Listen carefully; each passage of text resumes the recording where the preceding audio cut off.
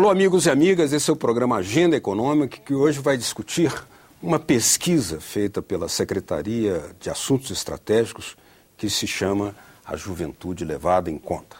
A juventude brasileira tem se revelado de maneira intensa nas ruas e nas redes sociais. Provou grande capacidade de articulação, criando verdadeira onda de mobilização e transformações. Deixou clara a sua vontade de participar não apenas como espectador ou protagonista, mas como produtor das decisões do seu país. Essa força jovem, composta por mais de 51 milhões de pessoas, expõe suas demandas e traz à tona o desafio de todo o país em assegurar a oferta de condições e oportunidades para que possam vivenciar plenamente a sua juventude. No momento em que o país aprova o seu Estatuto da Juventude, está posta a exigência de se discutir qual é o papel do Estado e que políticas públicas são indispensáveis para que a sociedade possa atender às reais necessidades dos jovens. Para nos falar sobre esse instigante tema, o convidado do programa Agenda Econômica de hoje é o ministro Marcelo Neri, ministro-chefe interino da Secretaria de Assuntos Estratégicos da Presidência da República e também presidente do IPEA, Instituto de Pesquisa Econômica Aplicada. Participa do programa o jornalista Ronaldo Martins.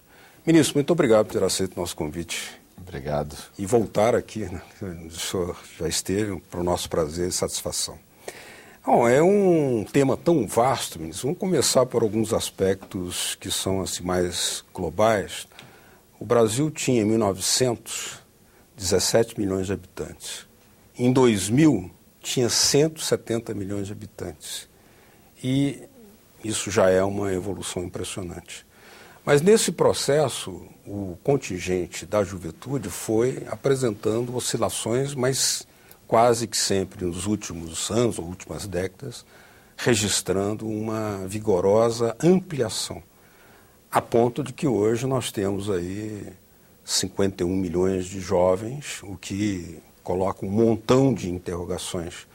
Mas o que nós gostaríamos de saber inicialmente, já que é um programa de economia, o senhor, um economista conceituado e conhecidíssimo, é como a economia brasileira suportou ou não suportou, até excluiu, essas cambalhotas, essas acrobacias populacionais, né, para esses saltos vertiginosos, a ponto de que hoje nós temos esse contingente enorme de jovens. Como foi? Quer dizer, na verdade, a presença de jovens encerra grandes desafios e grandes oportunidades. Desafios em termos, quer dizer, as políticas públicas em geral, elas têm tido, não só no Brasil, mas em todas as partes, uma dificuldade de endereçar as causas dos jovens e os problemas, que são problemas inerentes aos jovens, como a questão de violência, uma questão que afeta o jovem, prisões, drogas, acidentes de trânsito. Então tem uma série de desafios, não só aqui no Brasil, mas em todas as partes, onde a gente está perdendo a guerra, como se diz. Taxa não de está homicídios, avançando. Né? Taxas de homicídio, etc. Todas essas têm implicações econômicas muito sérias, e sociais e em geral. Mas, por outro lado, os demógrafos consideram, e com toda razão, o jovem um ativo. Você ter jovens na sua população significa que você tem pessoas que, principalmente hoje em dia, onde o nível de educação de um jovem é maior do que era da geração anterior e movimento crescente de educação, ele é um ativo, é uma pessoa que está na flor da idade produtiva, no sentido de que ela vai ter muitos anos pela frente. Então, o jovem, na verdade, é um grande ativo e, na verdade, apresenta grandes desafios, que têm seus custos econômicos, sociais, mas a verdade é que se o jovem não entende a si mesmo muito bem, porque ele está numa fase de transição entre a infância, a adolescência e o mundo adulto, né, são tons de cinza, os pais entendem menos ainda e o Estado, lato sensu, menos ainda. Então, acho que essa é uma agenda fundamental, mas com grandes possibilidades de ganhos econômicos, grandes e sociais. É o chamado bônus demográfico, que os demógrafos chamam, né? Mas o tamanho do bônus demográfico depende da qualificação dessa mão de obra, da atitude dessa juventude em relação à vida. Então é fundamental decifrar um pouco o que passa na cabeça dos jovens, quantos são, enfim, responder perguntas básicas. Ministro, a pesquisa da Secretaria mostra que nós estamos no que vocês chamam de platô demográfico, né? Queria que o senhor explicasse um pouco. Quer dizer que hoje o Brasil vive o período com o maior número de jovens na população, a tendência é que isso caia, assim como foi no passado? Nós estaríamos aí no pico, é isso? No pico, nesse platô, né? Nessa mesa, nesse trapézio, que na verdade vai durar, está durando e vai continuar a durar no total 19 anos. Né? Começou em 2003 e vai até 2022, uma surpreendente estabilidade do número de 50 milhões de jovens. E aí, a partir de 2002, a população começaria a envelhecer, 2022. Exatamente. Você perde jovens, quer dizer, você vai perder, num período de 19 anos, você vai perder 12 milhões e meio de jovens. A partir de 2022. Que a população vai envelhecendo, porque diminuiu o número de crianças, né? A fecundidade vem caindo. Da mesma forma que nos 19 anos anteriores a 2003, você teve um aumento de 12 milhões e meio. Então, 12 milhões e meio, você chegou a 50 milhões, vai manter isso de 2003 a 2022, aí cai. Isso quer dizer, o fenômeno da onda jovem, quer dizer, o fato quando a fecundidade cai muito rapidamente, você começa a ter poucas crianças, né, poucas pessoas que dependem, e você ainda não tem tantos idosos, então você tem muitas pessoas em idade ativa e poucos dependentes. É um fenômeno conhecido, chamado pelos demógrafos também de onda jovem. Na verdade, no Brasil, que eu gosto de apelidar de pororoca jovem, que é uma onda de longa duração, que dura 19 anos, que é algo surpreendente.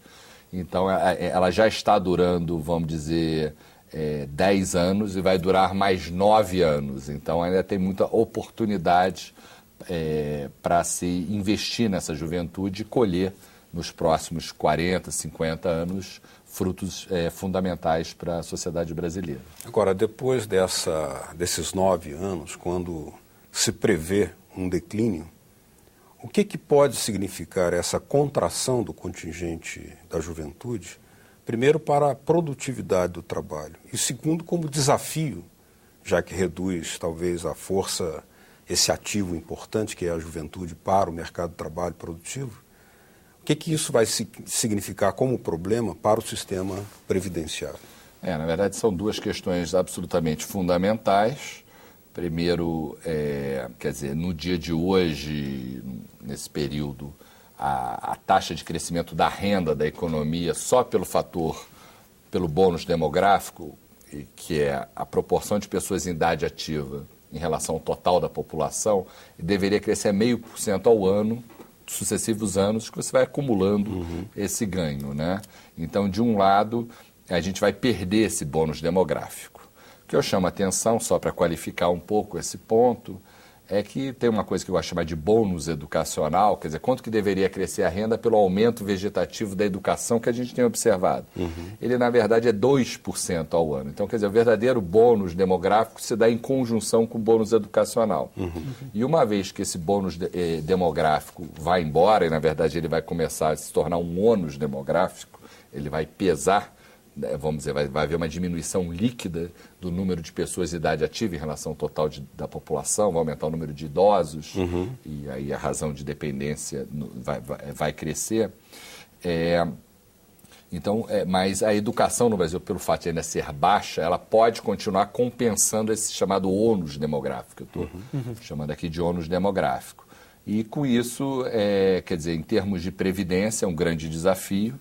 A gente tem essa população, esses 50 milhões de pessoas, como a pesquisa mostra, ela vai configurar a maior força de trabalho que o Brasil já teve e terá algum dia, até onde a gente consegue enxergar.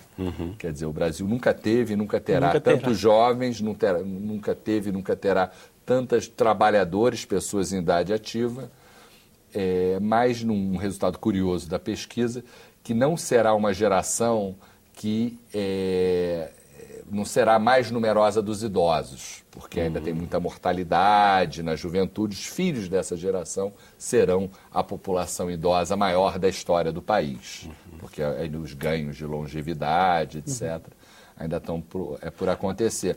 Então, o tamanho dessa geração impõe desafios de transferências entre as gerações muito importantes. Quer dizer, uma geração muito grande, ela não tem uma geração anterior que transfere para ela renda através do sistema previdenciário na magnitude desejada. Estou falando dos idosos do futuro, né, os jovens de hoje. Como ela também ela sustenta, num certo sentido, a geração anterior a ela. Então, no fundo, agora, ela também constitui, vamos dizer, até porque a idade de voto no Brasil é 16 anos, ela constitui ela pode mudar, vamos dizer, as regras previdenciárias, etc. Isso pode se tornar protagonista nesse processo. Pode se tornar protagonista, só que, vamos dizer, existem as chamadas restrições orçamentárias que, de uma forma ou de outra, vão limitar as escolhas que essa geração vai ter, né? De uma forma ou de outra. O senhor colocou a importância de se aproveitar esse bônus, né? Um dos aspectos é a educação, que o senhor coloca. Educação fundamental para a produtividade, para o desenvolvimento tecnológico do país. E a pesquisa mostra que essa é a principal preocupação dos jovens, educação. Ao contrário dos adultos que têm a saúde em primeiro lugar, né? O fato dos jovens estarem tão preocupados com a educação revelaria aí que ainda há muito que se fazer nessa área, quer dizer, que há demandas que não estão sendo atendidas pelo poder público? Eu vejo esse dado como um dado bastante alvissareiro, inclusive até um pouco em interação com os protestos agora de junho, etc., que, na verdade, eu acho que existia um problema anterior aqui no Brasil, que é a educação no Brasil. Ela, apesar de ser muito ruim, ela tem melhorado, mas as pessoas, ao olharem a fotografia da educação, tinham um grau de satisfação inaceitável para o nível objetivo de educação que a gente tinha e que a gente tem. Então, na verdade... Estavam acomodadas. Acomodadas, porque, vamos dizer, a geração anterior, estar na escola já era uma vitória. Não, meu filho está na escola. Só que estar na escola no Brasil significa você frequentar por 4 horas por dia, que é uma jornada baixa, para padrões. Então, o nosso padrão era muito baixo e, consequentemente, também de aprendizado. Então, acho que o brasileiro aprendeu o que é, nesse processo, o que é ter uma educação de qualidade. Então, quer dizer, não só aumentou o peso dado à educação, que a educação era a 7ª prioridade para a população como um todo, passou a ser a 2ª e para o jovem a 1ª, então acho que é um excelente, como, vamos dizer, a crítica que se faz à educação hoje é mais dura. A educação ela tem melhorado a qualidade dela. Se você pegar os dados do PISA, 67 países, o Brasil número 54, ou seja, uma nota regular, ruim, né? Mas na verdade foi um dos 5 que mais avançou. Mas a população hoje dá mais peso à educação e é mais crítica à educação. Então, mais exigente seria. Mais exigente. Talvez até porque não tem referenciais antigos, porque essa geração que é jovem hoje é uma geração que vivencia o país da década de 2000 para cá. Quer dizer, certeza. Comparações muito antigas não fazem sentido para eles, né? Não fazem sentido ao mesmo tempo que é uma juventude da era da globalização, da internet, que estão olhando mais para fora do que nunca. Então, as referências delas são referências, e principalmente para os países desenvolvidos, então são referências mais exigentes, digamos assim. Agora, ministro, para a gente discutir aqui projetos de desenvolvimento, seus ritmos no plano histórico, né? O que representaria uma juventude com esse tamanho que tem no Brasil, sendo esse país um país com amplas riquezas naturais, ou seja, com forte potencialidade de alavancar um projeto estratégico de desenvolvimento, mas, ao mesmo tempo, fazer um desenvolvimento que seja, não como tem sido, que foi durante muito tempo, concentrador, e que seja mais democratizador e mais sustentável. Esse tamanho de juventude tão urgente, tão amplo, ele pode significar um grande ativo vantajoso? Tem significado, quer dizer, tem impulsionado muito a nossa economia já há algum tempo, ou seja, o crescimento seria menor se não fosse já esse bônus demográfico que já está operando. Mas, na verdade, quer dizer, a gente já começa a ver o fim dessa pororoca jovem, dessa onda jovem, já passamos da metade. E aí talvez o Brasil entre numa fase aonde, vamos dizer, o Brasil nunca teve falta de mão de obra. A gente teve o último país do mundo ocidental abolir a escravatura, que era uma maneira de trazer mão de obra. Depois veio a fase da imigração e agora é o bônus demográfico, que está partindo. Isso, na verdade, significa pressão sobre salários, que a gente já começa a observar, porque a economia brasileira, o mercado de trabalho está apertado, está próximo do pleno emprego. Então, de alguma forma, o Brasil, a gente vai ter que começar a se adaptar a uma economia com escassez de mão de obra, o que é bom para o trabalhador, etc., mas impõe desafios de crescimento. Mas nós já não temos uma escassez de mão de obra qualificada? Quer dizer, isso não seria um problema? Não seria um sinal de que esse bônus não está sendo tão bem aproveitado em termos de qualificação? Porque hoje a gente importa profissionais de várias áreas, sobretudo engenheiros, profissionais de ponta. Eu acho que, primeiro, a gente não importa tanto quanto poderia. Assim, isso obviamente é um tema polêmico. Agora existe a questão dos mais médicos, eu sou totalmente favorável, mas a proporção de imigrantes no Brasil é muito baixo. É 0,3% da população, enquanto, vamos dizer, nos Estados Unidos é 15%, na Austrália é 20%, a média mundial é 3%. Todas as categorias. Todas as categorias. Existe, certamente, uma falta de mão de obra qualificada, mas o verdadeiro apagão, é meio surpreendente, está de trabalhador não qualificado. É aí que os salários têm subido mais. Talvez pelo fato de que tenha havido um aumento da educação. Quer dizer, o filho de peão de obra, para ser bem concreto, ele já está chegando no ensino médio, ele não quer ser peão de obra como o pai dele, a filha de empregada doméstica. Eles estão fazendo outras opções. E a tecnologia no Brasil ainda não mudou. Então existe demanda, mas não existe oferta e o salário está crescendo mais na base do que no topo. Acho que é uma parte importante dessa queda da desigualdade brasileira. No próximo bloco, a Agenda Econômica vai examinar aqui a questão da fertilidade, também os projetos de desenvolvimento, bem como a relação desse tamanho enorme da juventude em perspectiva com aquilo que nós chamaríamos de possibilidade de algumas perdas a virem a acontecer em níveis históricos. Continue com a gente.